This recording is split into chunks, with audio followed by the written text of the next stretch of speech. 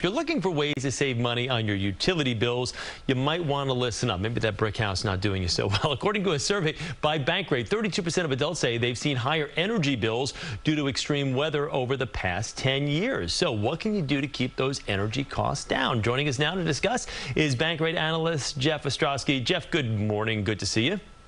Hey, good morning. Good to see you. So if you are going to have a brick house, it better be well insulated, that's for sure. But how can people make their home a little bit more energy efficient? What are some of the steps or measures they can take?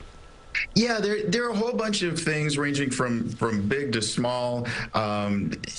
The things as small as just installing power strips and plugging your appliances into those. It may be replacing the front door, putting in some window treatments. Those are all fairly small to mid-sized costs.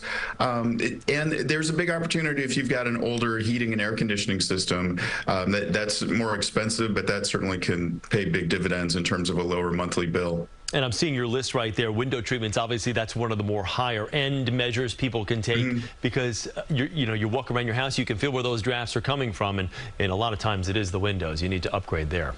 Yes, exactly. Yeah, so windows or window treatments. But a lot of utilities will offer a service where they'll have somebody come out and do an energy audit of your home, and they can find some of these spots where you're really wasting money through a lack of energy efficiency.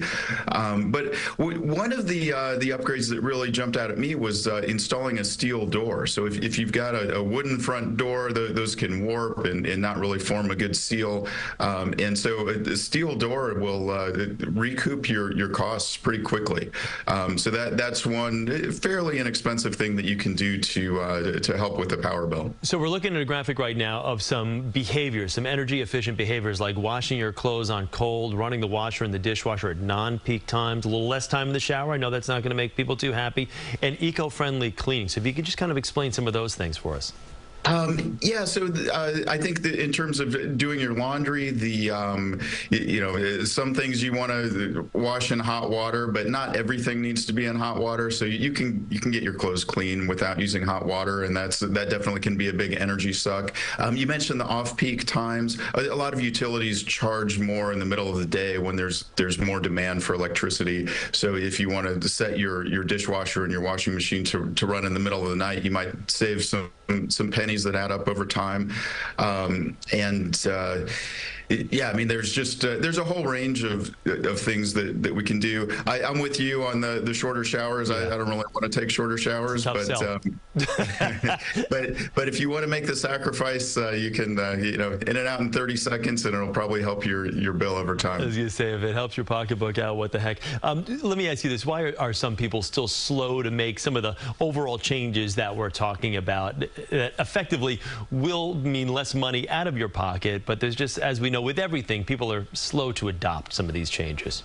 Yeah. I mean, well, some of the behavioral things that you mentioned, like taking shorter showers, it's just not fun, so people aren't going to do that.